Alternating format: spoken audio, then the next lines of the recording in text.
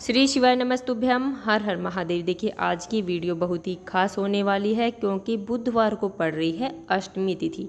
देखिए अष्टमी तिथि है वो बहुत ही खास तिथि है और इस बार तो राधा अष्टमी है, दुर्गाष्टमी है, दुर्गा अष्टमी है। तो देखिए इस प्रकार अष्टमी का यह शुभ संयोग है जो बहुत वर्षों के बाद में आता है। तो देखिए इस राधा अष्टमी पर अगर आप कुछ उपाय करते हैं तो इससे आपके जीवन में आ रहे सभी संकट, सभी समस्याएं, सभी कठिनाइयां समाप्त हो जाती हैं। तो देखिए पूज्य गुरु जी की कथा सुनकर, समझकर, समझाने का पूरा प्रयास करूंगी, इसलिए वीडियो को अंत तक जरूर देखना। और अगर आप भगवान शिव के अनंत भक्त हैं और राधा जी की कृपा पाना चाहते हैं तो चैनल को सब्सक्राइब जरूर करना। देखिए अगर राधाष्टमी के दिन आप ये उपाय कर लेते हैं तो अगर आपके जीवन में संकट आ रहे हैं, आपके घर में बहुत ज़्यादा गृह क्लेश है, आपस में लोगों की बन ही नहीं रही है, तो आप ये उपाय जरूर करें। देखिए करना क्या, हमें लेना है एक लाल कपड़ा, उसमें रख लेना है हमें एक लाल रंग का फूल। देखिए लाल रंग का फूल आप किसी भी पौधे का ले सकते हैं। उसके बाद में हमें रखना है एक मुट्ठी साबुत धनिया। देखिए धनिया पाउडर हमें नहीं रखना है, साबुत धनिया हमें यहाँ पर ले लेना है। उसके बाद में हमें रखनी है 5 साबुत सुपारी। देखिए साबुत सुपारी जो गोल वाली सुपारी आती है वो हमें 5 यहाँ पर रख लेनी है। उसके बाद में हमें रखने हैं बेलपत्र। देखिए आप बेलपत्र यहाँ पर 5 भी ले सकते हैं, 7 भी ले सकते हैं, जितने आपके पास हैं वो बेलपत्र आप यहाँ पर ले सकते हैं। पर इस बात का विशेष ध्यान रखना है कि इस बेलपत्र को आपको खंडित नहीं लेना है। उसके बाद में हमें इस कपड़े की यहाँ पर पोटली बना लेनी है और जो भी आपका घर है वहाँ पर देखो बीच का जो स्थान होता है, देखिए मध्य का जो घर का स्थान होता है वहाँ पर एक पटड़े पर या फिर लकड़ी पर उसे रख देना है उस पोटली को, और वहाँ पर कुमकुम, चंदन, चावल लगाकर, फूल लगाकर वहाँ पर हमें इसकी पूजा कर लेनी है।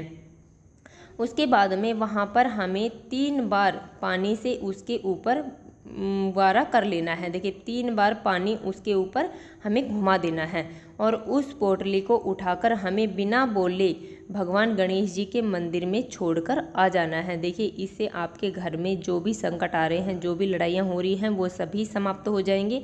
पूज्य गुरु जी का यह बहुत ही अचूक उपाय है जो आपको अष्टमी के दिन, राधाष्टमी के दिन आपको करना है। इससे राधा जी की कृपा आप पर हमेशा बनी रहेगी। चलिए चलते अब हम दूसरे उपाय की, और दूसरा जो उपाय है वह भी बहुत ही खास उपाय है, बहुत ही अचूक उपाय है। बुधवार की अष्टमी पड़ रही है तो हरे मूंग का यह उपाय हमें जरूर करना चाहिए। देखिए हमें करना क्या, हमें लेनी है एक कटोरी।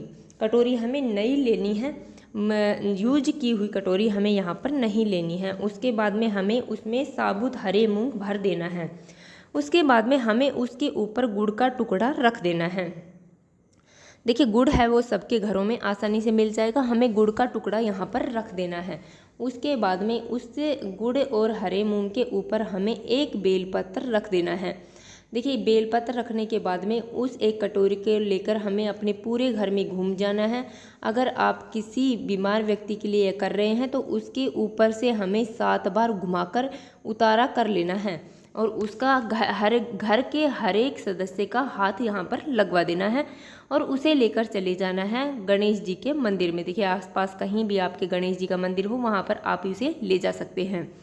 उसके बाद में आप देखिए उस कटोरी को गणेश जी के उल्टे हाथ की तरफ, देखिए आपका सीधा हाथ होगा, गणेश जी का उल्टा हाथ होगा, उस तरफ आप उस एक कटोरी को रख कर आ सकते हैं। देखिए वहाँ पर रख दें, इससे आपके जीवन में जो भी संकट आ रहे हैं, आप किसी भी मनोकामना के लिए यह उपाय कर रहे हैं, चाहे बीमारी के लिए कर रहे हो, चाहे घर में गृह क्लेश के लिए कर रहे हो, तो आपका वो जरूर समाप्त हो जाएगा।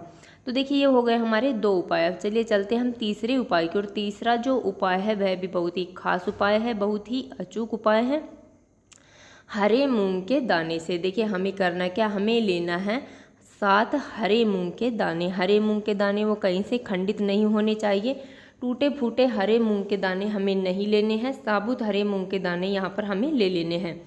उसके बाद में हमें लेना है 1 लोटा जल। लोटा है वो हम तांबे का लेंगे, उसमें शुद्ध जल हम भर लेंगे। देखिए जल हमें अपने घर से भर कर ले जाना है, क्योंकि हमने पहले भी बताया है, पूज्य गुरु जी ने कहा है अपने घर से भर कर ले गया हुआ जल हमारे समस्त दोषों को समाप्त कर देता है। देखिए उसके बाद में ये सब सामग्रियाँ लेकर हमें पहुंच जाना है भगवान शिव के मंदिर में। वहाँ पर जाने के बाद में सबसे पहले हमारे पास जो 7 हरे मूंग के दाने हैं, उन हरे मूंग के दानों में से हमें 4 हरे मूंग के दाने अलग कर लेने हैं और उसे थोड़ा सा हमें यहाँ पर गीला कर लेना है।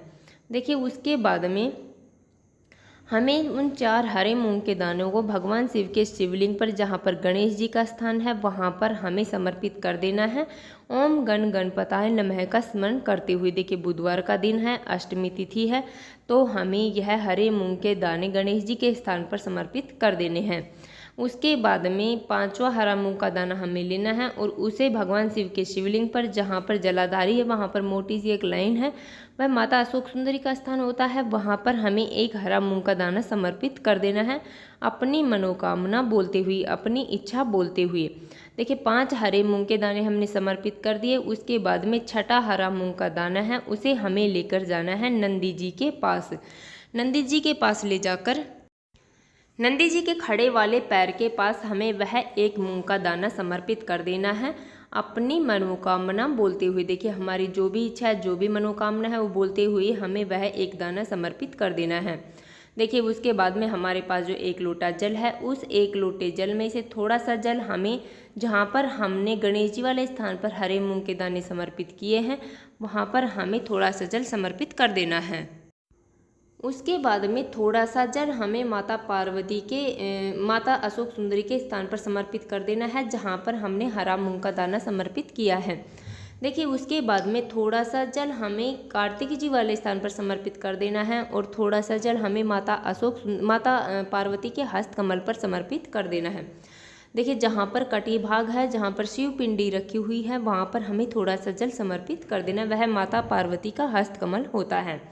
उसके बाद में हमारे पास जो लोटे के अंदर जल बचा है, देखिए हमें पूरा जल यहाँ पर समर्पित नहीं करना है, जल हमें यहाँ पर बचा लेना है और उस बचे हुए जल में हमारे पास जो 1 हरा मूंग का दाना बचा हुआ है, वह 1 हरा मूंग का दाना हमें डाल देना है और वह 1 लोटा जल हमें भगवान शिव के शिवलिंग पर धीरे धीरे श्री शिवाय नमस्तुभ्यम का जाप करते हुए समर्पित कर देना है। देखिए हमारी जो भी इच्छा है, जो भी मनोकामना है, वो हमें वहाँ पर बैठकर बोल देनी है।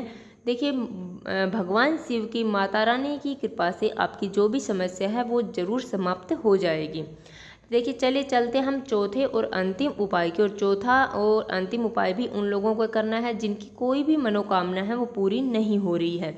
आपने बहुत प्रयत्न कर लिए, बहुत प्रयास कर लिए, बहुत उपाय कर लिए, परंतु मनोकामना है पूरी नहीं हो रही है, तो आपको यह उपाय जरूर करना है। यह उपाय हमें 31 वाला उपाय है। देखिए हमें करना क्या, हमें 31 चावल के दाने गिनकर ले लेने हैं। चावल के दाने वो कहीं से खंडित नहीं होने चाहिए।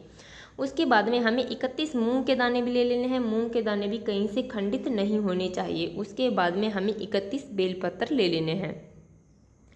देखिए अगर आपको 31 बेलपत्र नहीं मिल रहे हैं तो आप एक बेलपत्र और 30 चावल के दाने यहाँ पर ले सकते हैं। उसके बाद में हमें लेना है 1 लोटा जल। लोटा है वो हम तांबे का लेंगे, उसमें शुद्ध जल हम भर लेंगे। देखिए जो भी हमने 31 वाली सामग्री ली है, वो सामग्री कहीं से भी हमें खंडित नहीं लेनी है। साबुत चीज़ें हमें यहाँ पर उपयोग में कर लेनी है। देखिए इसके बाद में ये सब सामग्रियाँ लेकर हमें पहुँच जाना है भगवान शिव के मंदिर में। देखिए भगवान शिव के मंदिर में जाने के बाद में सबसे पहले जैसे ही हम चौखट पर प्रवेश करेंगे, चौखट के ऊपर हमारे सीधे हाथ की तरफ, देखिए हमारा सीधा हाथ होगा, उस तरफ हमें वो 31 चावल के दाने वहाँ पर समर्पित कर देने हैं।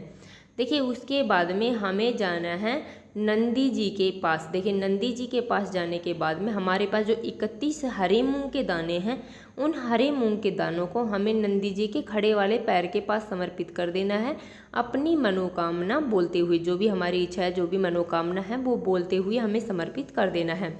सबसे अंत में हमें जाना है भगवान शिव के शिवलिंग के पास। वहाँ पर जाने के बाद में हमारे पास जो 31 बेलपत्र हैं, या फिर हमने 1 बेलपत्र या 30 चावल के दाने यहाँ पर लिए हैं, वो लेकर हमें अपनी मनोकामना बोलते हुए सीधे हाथ में रखकर अपनी मनोकामना बोलेंगे और उसे माता अशोक सुंदरी पर हमें समर्पित कर देना है। देखिए चिकना वाला साइड है वो नीचे की तरफ होगा, डंडी का मुख वह जलाधारी की तरफ होगा।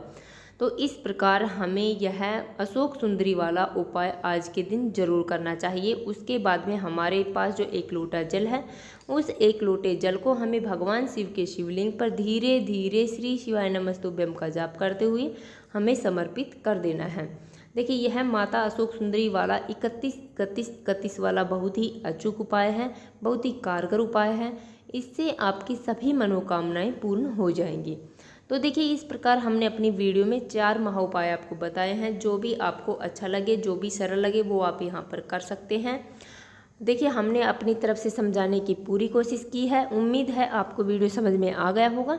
अगर वीडियो अच्छी लगी तो लाइक करें, और अगर आप चैनल पर नए हैं और अभी तक आपने चैनल सब्सक्राइब नहीं किया है तो ऐसे छोटे छोटे उपायों को देखने के लिए प्लीज़ हमारे चैनल को सब्सक्राइब जरूर करें। श्री शिवाय नमस्तुभ्यम। हर हर महादेव।